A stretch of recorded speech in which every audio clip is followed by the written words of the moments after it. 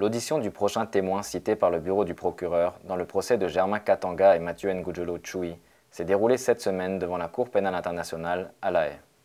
Le témoin 161, qui a également le statut de victime, bénéficie de la protection de son identité par l'usage d'un pseudonyme.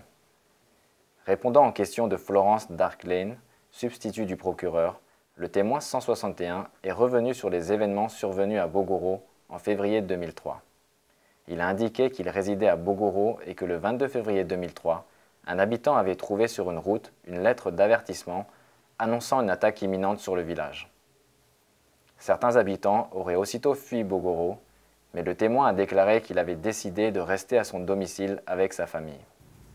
Vers 5 heures du matin, bon, j'étais à la maison et puis j'ai entendu un coup de fusil. Craco. Puis je me dis, mais pourquoi il y a un coup de fusil? Et je suis sorti. Arrivé dehors, il y a eu un second et un troisième. Et puis je suis rentré dans la maison. J'ai dit à ma femme, finalement, je pense que la guerre a déjà commencé. Réveillez les enfants. La femme a réveillé les enfants. Et les enfants entendaient les coups de fusil. Et finalement, les enfants et les femmes ont fui. Et je leur ai dit d'aller se cacher dans la brousse, tout près d'une rivière. Le témoin 161 a indiqué qu'à partir de sa cachette, il avait pu observer, parmi les assaillants, des femmes et des enfants armés, d'ethnie Lendu et Ngiti, qui détruisaient des habitations dans le village et pillaient des biens et du bétail. Sa propre maison aurait été incendiée sous ses yeux et des personnes qui s'y trouvaient auraient été brûlées vives. Vous parliez à l'instant de pillage. Quels biens étaient pillés?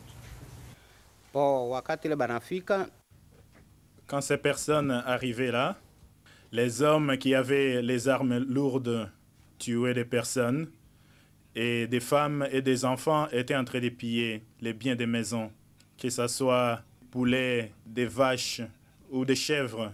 Ils pillaient tout. J'ai vu ça de mes propres yeux. Même quand mes biens ont été pillés, j'ai bien vu de mes yeux. D'autres biens étaient-ils pillés, à part le bétail? Oui, il y en avait. Les tôles des maisons de Bogoro étaient pillées. Même les tôles de l'église étaient pillées. Il y en avait qui ont utilisé ces mêmes tôles pour construire leurs maisons. Vous nous avez parlé de vos vaches au moment de l'attaque, qui ont été prises. Quand est-ce qu'elles ont été prises? Et par qui? C'était le 24 février. Quand j'ai pris la fuite, j'ai laissé mes vaches dans l'étable. C'est eux qui sont venus les prendre. C'était des Ngiti et des Lendu mélangés. Ils sont venus prendre toutes les vaches et les ont emmenées vers le camp. Et moi, j'ai bien vu ça. Ils étaient en train de battre les tambours, en train de danser. Et moi, j'ai vu tout cela. Où étiez-vous au moment où les attaquants ont pris vos vaches? À ce moment-là, je me trouvais à côté de la rivière, tout près de ma maison. Je ne m'étais pas encore éloigné. Il a également déclaré avoir été témoin des meurtres d'un certain nombre d'habitants du village. Tout à l'heure, vous nous avez parlé d'un certain Mathia ou Mathieu. Que lui est-il arrivé? Mathia était un pasteur. Ce sont des Ngiti et des Lendu qui ont tué ses proches. Il les connaissait. Il connaissait les enfants de Mathia également. Mathia avait grandi dans la communauté Ngiti et Lendu. Il habitait du côté de Katoni, une localité de Lendu. Comment a-t-il été tué? Il a été fusillé. L'avez-vous vu être fusillé? Quand il a été attrapé, j'ai vu qu'il avait une chemise, il était habillé en chemise bleue. À ce moment-là, il pleurait en aimant. Il disait, « Au nom de Jésus, qui peut me sauver? Je vais mourir. » Il s'exprimait en aimant, en ajoutant, « Je vais mourir au nom de Jésus. » C'est à ce moment-là qu'il a été fusillé. Et les gens, à ce moment-là, les assaillants se sont mis à dire, « C'est Mathia, c'est Mathia. » Et ils l'ont attaqué et ont continué à les déchiqueter à l'aide de la machette. Le témoin 161 aurait fui le village pendant la nuit et serait arrivé à Bunia le 25 février 2003 au matin. Le témoin a par ailleurs déclaré que pendant l'attaque, des assaillants avaient menacé les habitants du village en citant les noms des deux accusés. Cet élément d'information nouveau, qui ne figure pas dans les déclarations antérieures du témoin, a fait l'objet d'une requête des équipes de défense qui ont estimé que cela générait pour elles un préjudice. Le juge-président, Bruno Cotte, a interrogé le témoin sur ce point. Pouvez-vous nous confirmer que vous avez entendu, comme vous le dites de temps en temps, de vos propres oreilles, des femmes et des enfants crier les noms de Germain Katanga et de Mathieu Ngudjolo, le jour de l'attaque de Bogoro, le 24 février 2003, avec cette phrase, Germain Katanga lui-même a pris possession, Germain Katanga et Ngudjolo, oyez. Pouvez-vous nous confirmer que vous avez entendu de vos propres oreilles ces femmes et ces enfants crier les mots que je viens de dire? Oui, j'ai compris votre question. Cela s'est passé de la manière suivante. Je ne peux pas expressément les imputer des faits qu'ils n'ont pas fait ou soit dire que c'est eux qui nous ont tués. J'ai entendu de mes oreilles les enfants et les femmes dire cela. Lorsque les miliciens ont tué la femme de Laurent, c'est en ce moment-là que j'ai bien entendu ce qu'ils disaient.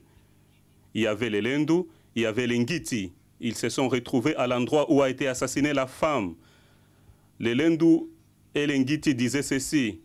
Où se trouve l'argent que vous avez confisqué à cette femme? Nous devons tous partager cet argent. Les Ngiti ont dit, pourquoi je ne donnerai pas?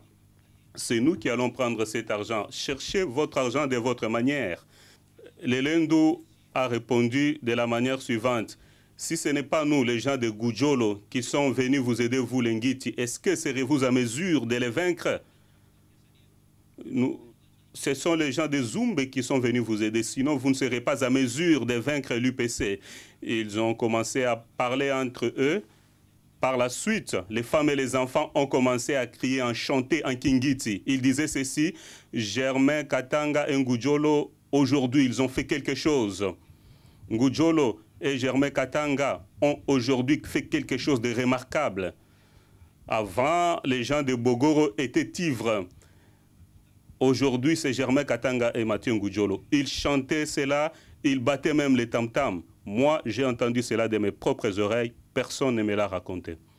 En réponse à la requête des équipes de défense, la Chambre a estimé que l'élément d'information nouveau a suscité une mise en cause des deux accusés qui étaient effectivement susceptibles de causer un préjudice à la défense. Par conséquent, la Chambre a décidé qu'à l'issue de leur contre-interrogatoire, les équipes de défense disposeront d'un délai pour mener des enquêtes sur le témoin 161 et auront la possibilité de rappeler ce témoin devant la Chambre si elle l'estime nécessaire.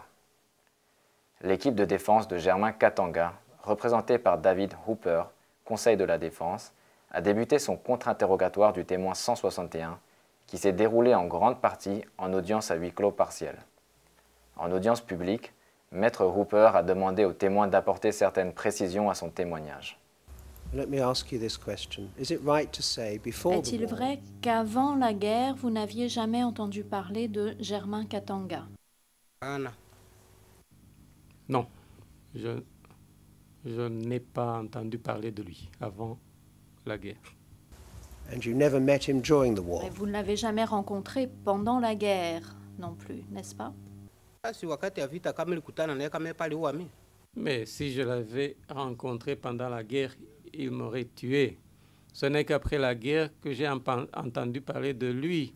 On disait que Germain Katanga était venu tuer les gens de Bogoro. Il est de Bavi, j'ai entendu parler de lui. And how far would you have been hiding with your wife from... Et à quelle distance de cet emplacement est-ce que vous vous cachiez avec votre épouse?